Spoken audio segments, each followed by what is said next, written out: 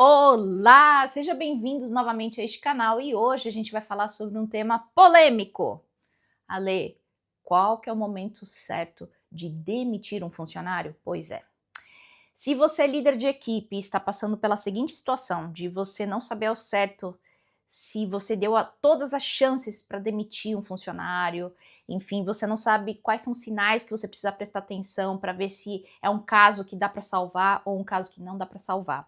Ou até mesmo se você é empresário, empreendedor e lidera uma equipe e você está com dúvida se você deu todas as chances para que aquela pessoa pudesse performar bem na tua empresa, mas que você está com dúvida se não é o momento mesmo de demitir, porque não vai ter chance.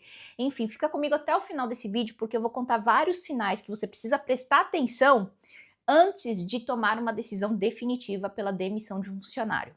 Agora, se você é totalmente CLT, nunca foi líder de equipe e esse tipo de tema te revolta, eu recomendo que você pule esse vídeo, porque geralmente esses temas que relacionam a demissão de funcionário, sempre gera hater, aparece um monte de gente enchendo o saco, sabe? Então, assim, eu diria para você nem perca seu tempo, vai ver outra coisa que talvez você vai ficar mais feliz. Esse é um vídeo mais voltado para líderes de equipe, para pessoas que lideram equipes, lideram empresas e que estão com medo de serem injustas com alguma pessoa, com algum funcionário dentro da empresa.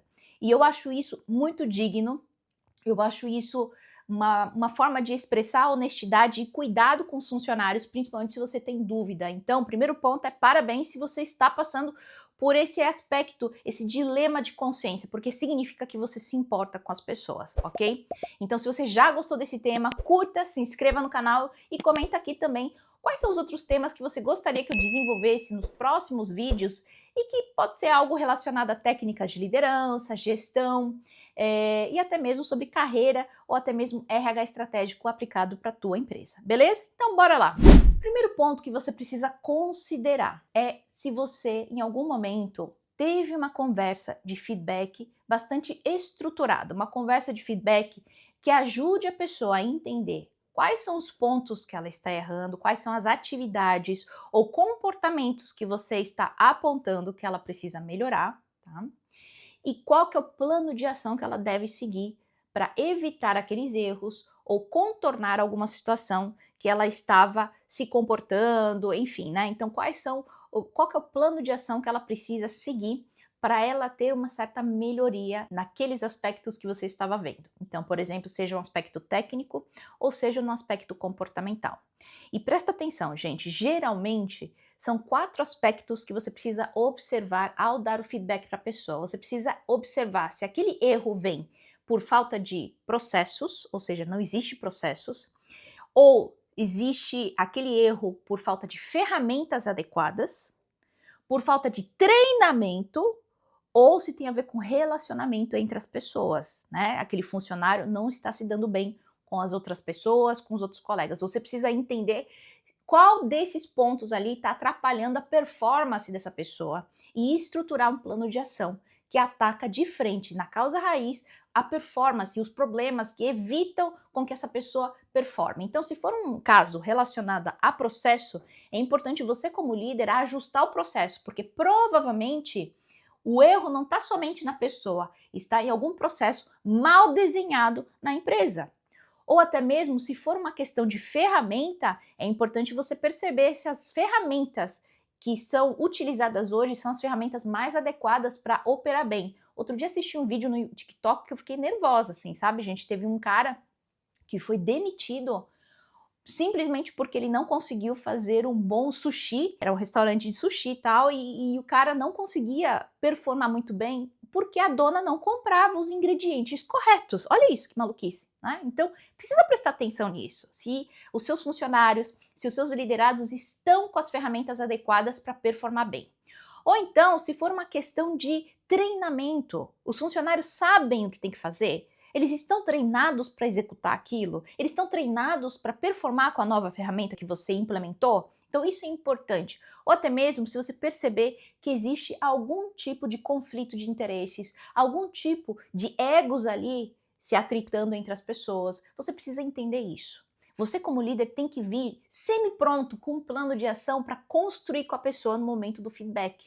Quando você aponta para ela, olha, eu estou vendo que você está errando nisso, nisso, nisso. tanto tecnicamente ou como comportamentalmente. Você escuta ela, pergunta para ela como que ela se sente em relação a isso e o que que ela pode melhorar do ponto de vista dela. Depois que ela traz a opinião dela, aí sim você sugere o teu plano de ação, considerando o ponto de vista dela, considerando a opinião, para ela se engajar, para ela sentir que faz parte, que ela contribuiu para aquele plano. Não é um plano que você, gênio, como líder, como dono de empresa, gênio, trouxe ali, sabe, como se fosse um milagre. Não, entendeu? É importante que você gere essa sensação de que a pessoa está participando desse processo, entende? Ninguém gosta de ser ceifado em termos de autonomia, ninguém gosta de ser tratado que nem criança ou robô, tá bem? Então é importante que você tenha esse espaço. Então, você conversou com essa pessoa, teve um momento de feedback, aí sim, ótimo. Então, primeiro sinal que você precisa considerar. Segundo sinal que você precisa considerar é você acompanhando semanalmente. Você consegue ver uma melhora substancial? O que eu quero dizer de melhora substancial? É a pessoa realmente, pouco a pouco, ela vai melhorando. Aqueles erros, eles vão desaparecendo. Ou aquelas atitudes, comportamentos inadequados vão desaparecendo e você percebe que é uma crescente. Semana a semana vai melhorando. Ou semana a semana você sente que é assim, altos e baixos. A pessoa melhora uma semana e piora de novo. Melhora uma semana e piora de novo. Dá uma melhorada, depois piora de novo. Se você percebe que tem esses altos e baixos e você precisa ter esses checkpoints, tá? Você precisa ter esse segundo sinal que a cada semana você vai sentar com a pessoa e perguntar como que tá indo o plano. Você tá conseguindo seguir esse plano de melhoria, esse plano de ação? E deixa a pessoa falar. E deixa ela mesma vai trazer para você elementos do quanto ela tem consciência de como ela está progredindo com aquele plano de ação, de como que ela está operando no dia a dia.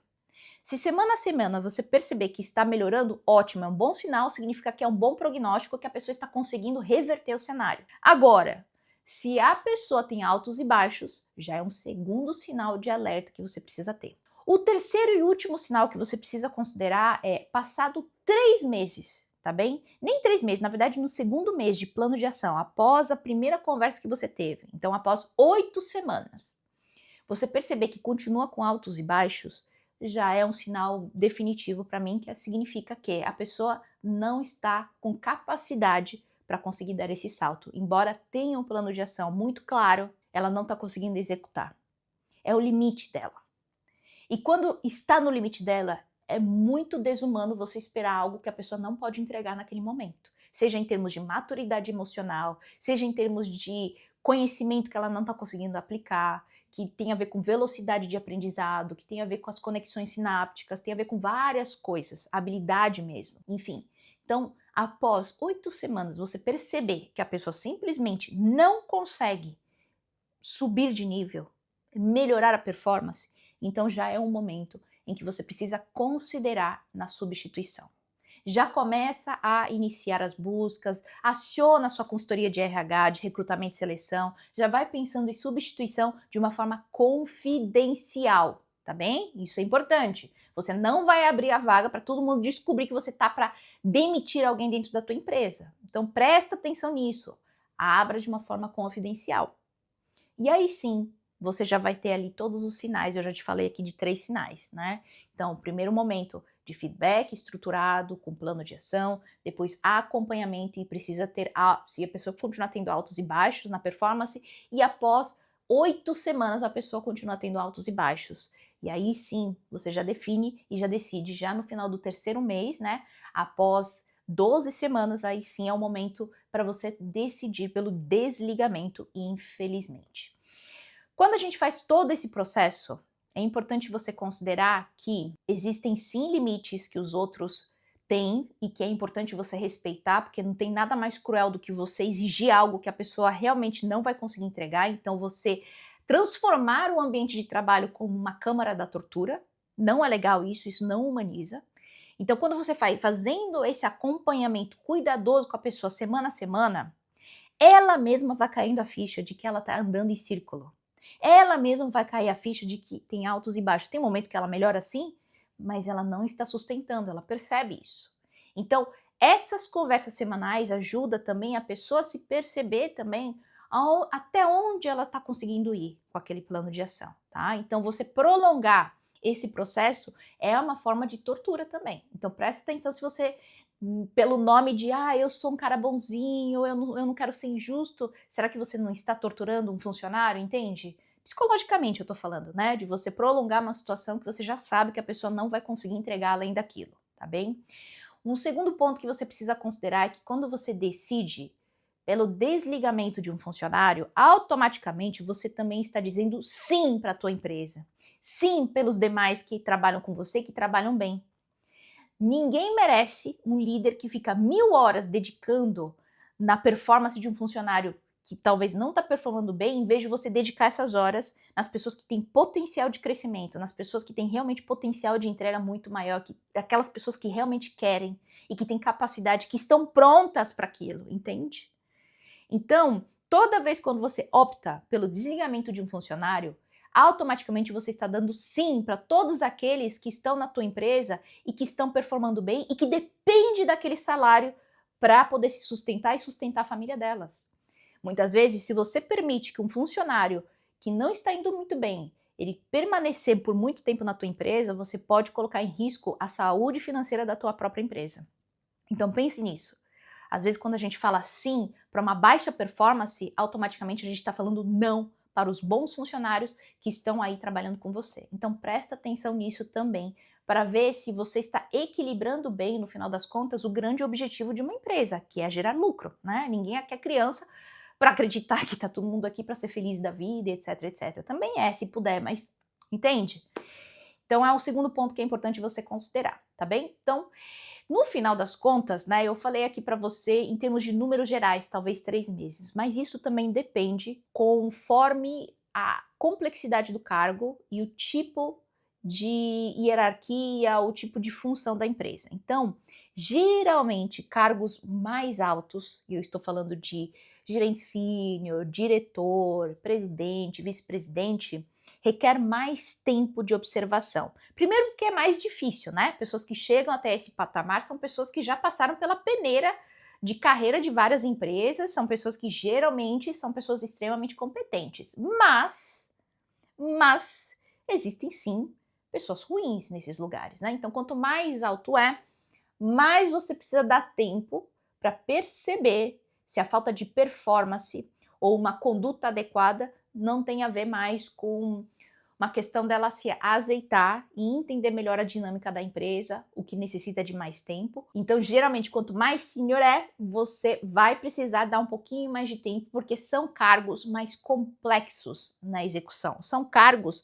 que necessitam de mais tempo para maturar. Então, por exemplo, um presidente Latino-América, né, alguém que é presidente de uma região inteira da Latino-América, ela precisa, às vezes, viajar para vários países, conhecer a equipe desses países, para começar a entender qual que é a dinâmica de grupo, qual que é a dinâmica entre os líderes dessas regiões, entende? E fazer isso em 3 meses é impossível. Não tem como você exigir que um presidente, vice-presidente, um diretor de uma região já consiga ter um plano de ação e já gere resultados em 3 meses, sendo que ele precisa fazer leitura de pessoas. É um trabalho mais complexo, porque envolve algo relacionado à percepção, relacionamento de poder e influência entre as pessoas, saber o histórico daquela empresa, o histórico daquelas equipes. Então, tudo isso requer muito mais do que 3 meses. Então, isso é importante para você considerar. Então, atividades que são mais complexas, mais sênior, ou até atividades até mesmo mais específicas. Então, por exemplo, se você está implementando uma nova área dentro da tua empresa, vamos supor que você está implementando uma área de inovação dentro da tua empresa. A sua empresa nunca teve área de inovação. É normal que geralmente essas áreas, quando elas são implementadas, elas geram fricção entre outras áreas que são mais antigas. Fricção com áreas, por exemplo, financeiro, porque financeiro costuma ser mais Caxias, alguém que tem que ir lá cuidar do fluxo de caixa da empresa. Então, geralmente, financeiro treta mesmo com as áreas novas. Ou até mesmo áreas de inovação, pode ser que trete também com áreas de RH. Vixe, quantas vezes o RH às vezes fica pirado, maluco, quando a área de inovação decide criar um novo projeto e precisa contratar um monte de gente a rodo e sem passar pela aprovação de RH. Então, assim, geralmente áreas novas também gera mais fricção com as outras áreas e demora um pouquinho mais para engrenar, para começar a operar de uma forma que gere resultados. Então você precisa considerar isso, tanto a questão de senioridade do cargo, quanto a complexidade, ou o momento, ou o tipo de especificidade que aquele papel está representando dentro da empresa, tá bem? Então, não vai aplicando aí para qualquer pessoa 3 meses e acabou, tá bem? Então, presta atenção também nessas questões que eu acabei de mencionar para você. E se você gostou dessas dicas e você gostaria de ter um momento de consultoria individual para sua empresa, para sua situação específica, eu vou deixar aqui em aberto, né, o meu convite para você escrever para mim via direct no meu Instagram e assim a gente poder agendar uma reunião sem nenhum compromisso para podermos discutir a sua situação e eu mesma avaliar se existe um plano de trabalho para resolver a sua situação dentro do teu trabalho, sendo você líder de equipe ou até mesmo você sendo dono de uma empresa, tá bem? É isso aí então, por hoje é só. Fui!